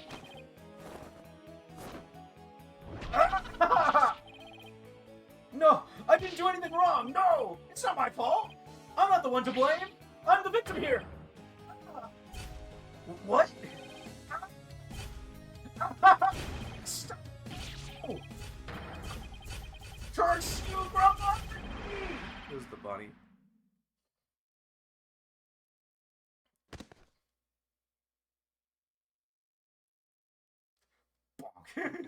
Plonk. Really? Let me guess. The Curse those Gramaris. It's all because of them. Even now they've wounded me. what was that, Faye? All. What do you mean old? All. Oh, you're not saying That's old. it. You're just like. It's all because of them. Even now they wound me. Curse them all to the abyss! Is this implying that he willfully killed all of them? No. It's just implying that, literally, Trucy is the only remaining Grammari. Zack is dead. Thalassa is no longer a Grammari anymore. Valent is in prison. And Magnifi is dead. Yeah. The only And Grammari. he thinks that they're all dead because, well, Thalassa never exactly revealed herself. Yeah, exactly. Do you really hate us that much? Does your hatred run that deep? Deep enough to kill an innocent man? You're damn right! You have no idea what humiliations I had to suffer! Your grandfather, Magnifi Grammari, kicked me out because I got hurt practicing my magic. He said I was too unskilled, that I would mess up on stage. He threw me out of the troupe just because he was worried about his own reputation. Since I was but a child, it was always my dream to become a great magician. But that Magnifi, he took it all from me! But that's no Gotta go. excuse. Oh, you leaving? Okay. See you later. Hey, have fun. Boy, That's no reason to do something so evil. Magic is supposed to make people happy, not used as a means for murder. What's the big deal? I just used what I had available to me, that's all. I get it now. That attitude toward magic is why my grandfather kicked you out. You don't deserve to call yourself a magician. Don't deserve? I don't know about that. After all, you were completely taken in by my magic, were you not? If not for that lawyer over there, you would be on your way to prison as we speak. You're right.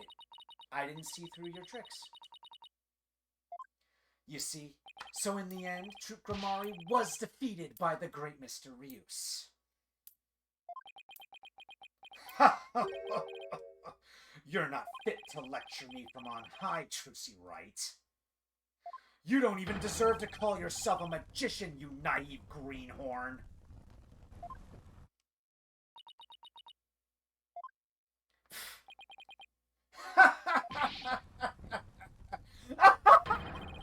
Take that, Grammari!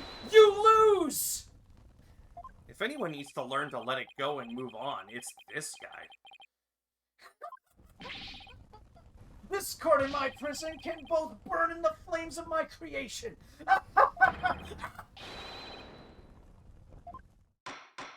Bailiff, take Mr. Rettins away. And bring a fire extinguisher just to be safe. Yeah, I know, right? He could probably blow the cuffs with some flash powder. It looks like we've reached the end. I feel as though I've been watching a grand magic show. It was close, but we just barely made it through somehow. Huh? Why does Trucy look so down? Miss Wright? Yes, Your Honor? I'm about to announce my verdict. Could I see that wonderful smile of yours? That smile of a true entertainer as I do? Yes, Your Honor. Aw, he's got a soft spot. Now then, this court finds the defendant, Trucy Wright. Not guilty! Hooray!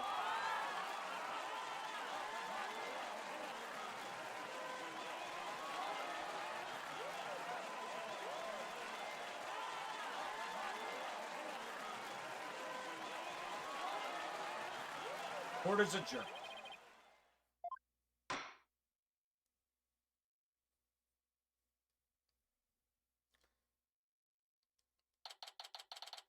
Thank you for everything, Polly. Oh, Trucy! Grazie a Dio.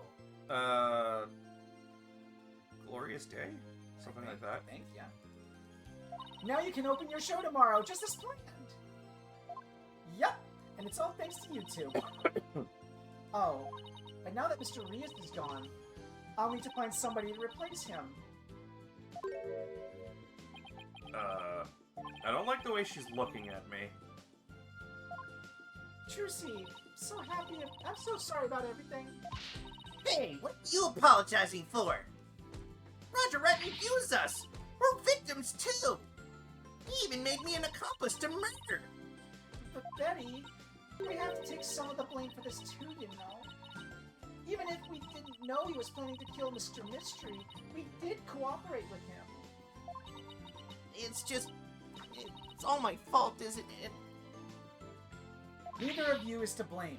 The only one in the wrong is the person who used magic to commit murder, Roger Rettins. Don't you think I know that? Say what you want, but don't think for a second that I don't still hate you. I guess she really does hate me. But Betty, why? You used to be a huge fan of Trucy's. Shut up! I've always hated her. Really? But if you hadn't seen Trucy's magic show, we never would have tried to become professional magicians ourselves, right? Speak for yourself. Betty, you still have her autograph on Shut up. Was she acting that way this whole time because she secretly loves Trucy? just like Bonnie does. Yeah. But Betty, you have a secret you have a secret shrine to her in your closet. Wow, Trucy, I never knew that being the best could be so tough. Come on, Betty, we're leaving. We have to get ready for tomorrow's show. Betty, did you just refer to yourself in the third person? Did I say Betty and not Bonnie? Yes. You're really excited about performing with Trucy again, aren't you? That's not true, so sip it, dummy. Baka! Baka mitai. Holly, do you think I really am a naive greenhorn? Huh? No way, she's not. After all, you were completely taken in by my magic, were you not? If not for that lawyer over there, you would be on your way to prison as we speak. You're right, I didn't see through your tricks. You see? So in the end, Troop Grammari was defeated by the great Mysterious. Ho ho ho! You're not fit to lecture me from on high, Trucy Wright. You don't even deserve to call yourself a magician, you naive greenhorn. He tricked you without using magic. What he did was not magic. Yeah. Trucy, don't tell me you're taking what Mr. Retton said to heart. Well, maybe a little. I didn't see through his tricks, and I let myself be taken in by his magic. I can't trust myself anymore. Maybe he was right to call me a greenhorn. You shouldn't take stock in his words. He doesn't even know the first thing about you. Huh?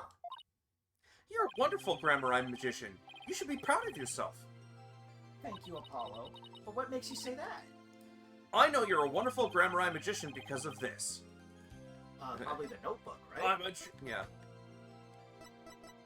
The only thing we haven't used, which I thought would have been used during the court proceedings. Yeah, I thought so too. My grandfather's notebook? The Grammari Creed. A true an entertainer always keeps his smile on their face. When you performed your magic trick in court today, you showed the world your dedication to your troop's creed. Even though through all the jeering, you always kept a smile on your face and won the crowd over. You are everything Magnifi could have hoped for in an heir. You're a great magician, Trucy. A great magician? Me? You really are. That's why you don't have to worry about what Retton said. Oh, Polly, thank you. Still, I couldn't have done it without you. I would have lost my nerve when I had been alone up there. But I was able to keep on smiling because of you. Me? I remembered what you said to me in the detention center. After all, you're sure you swapped the swords, right? Yes, I remember doing it. Then I just know it wasn't your fault, Trucy. But how can you say that? We don't have any proof it wasn't me. I mean, I know you're a great lawyer, Poppy, but... I believe in you, Trucy. And I believe in your skill as a professional magician. So I'm gonna prove your innocence. Don't worry, you're gonna be fine! Your words were what kept me going. Apollo, thank you from the bottom of my heart. Now I can be everything I was meant to be. Trucy's real smile is the best. I'm so glad I could help make that happen. What a proud big brother. He doesn't even know. Um, Emma? I'm really sorry, Trucy, for everything. I thought I was doing Emma. Were you? Yeah. Oh, you want to keep going? Yeah. For everything. But why?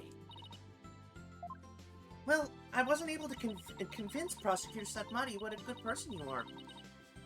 And I had to testify against you, too. Oh, don't look at me like that. Stop looking at me with them big old eyes. Yeah. You have nothing to apologize for. You were just doing your job. That's what I said. You're too kind. Oh, I don't know about... is something wrong, Emma? Oh, Oh no! Is she behind me? No, I'm in front of you. And she, please, I would prefer that you didn't misgender me. Although I do look fabulous Yeah. with this braid. Prosecutor Satmati, what are you doing here? Detective Sky, yes? I require your forensic expertise in order to close this case. Come, let us go. Wait! Prosecutor Satmati? The trial is over, Mr. Justice. You and I are strangers once more, with no further need to interact. Strangers? Have you really forgotten all about me? What?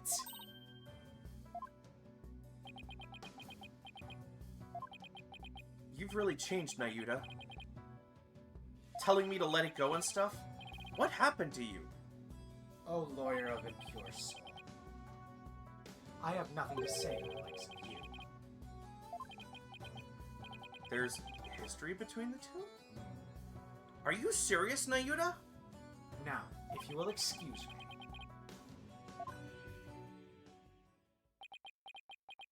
There he goes. What was that all about, Apollo? How do you know Prosecutor Sadmati? Let's just say we're old acquaintances. Acquaintances? It seems like something more than that. Yeah, well... You don't like to talk about your past, do you? Because you always change the subject. It's also because your past always seems to be more complicated than they say. They keep adding stuff to your backstory. Yeah, because he was related to the spaceship shuttle stuff. It's more, well, what's his name? Clay Terran was his best friend in, like, middle school. Yeah, no, but, like, they keep adding things that Yeah. may make him related to the case. I mean, I guess they all technically could coincide together, but at the same time, It's but a lot of coincidences, that's and what- they're piling up. That's what Apollo. That's one major complaint involving Apollo. His backstory is so convoluted and like there's so many pieces that connect together. Sure, it technically does fit, but it's a lot. Yeah. Like they could have trimmed it down a little bit. They try to make him fit into the major events of everything when it really didn't need to. Yeah. I guess I'll have to talk about it someday, but for now... Let's wait until case 5 for that. Yeah. Come on, let's forget about the past and celebrate Trucy's future. Sure, if you say so. Hey, it's Mr. Wright. Put him on speakerphone, Apollo. What's up, Mr. Wright? Apollo, how's Trucy? What happened to the trial? Did you get a not guilty verdict? Mr. Wright, slow down. Everything's fine. Hi, Daddy. I'm okay now. She was found not guilty in a very dramatic turnabout. Plus, we saved the office. It was a great victory for Apollo. Whew, that's a load off my mind. I can't thank you enough, Apollo. Now I know I can trust you to hold down the fort anytime. Me? Really? Yes, you. You're a real full-fledged lawyer now in my eyes. A full-fledged lawyer?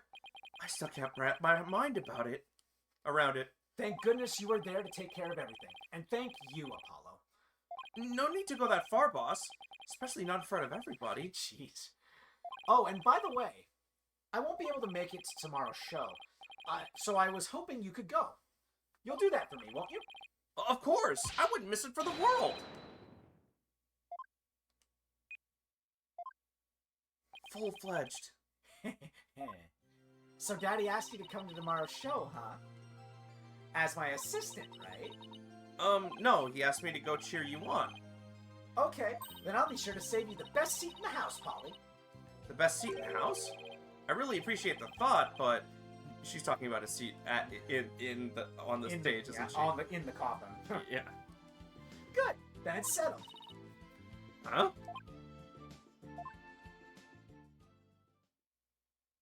They're gonna show a video of him too, isn't Yep. it?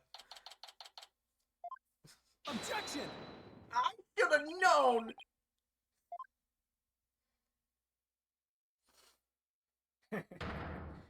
This is what meant!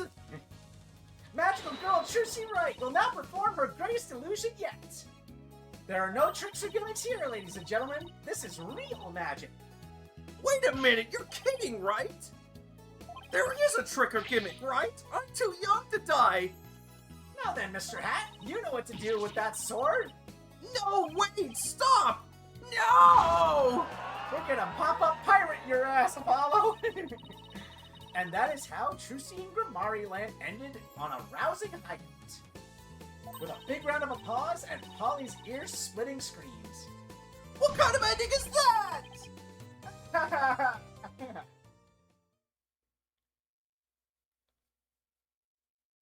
Finn. Alrighty, folks, we're gonna go offline and switch up the magical turnabout awarded. Yes. And- Save. Yeah, join us next time for when we start episode 3. Yeah. The Right of Turnabout. Yeah, since we're running a little late, we're gonna quickly change the inputs, and we'll be right back with Paper Mario: 1000 Year Door.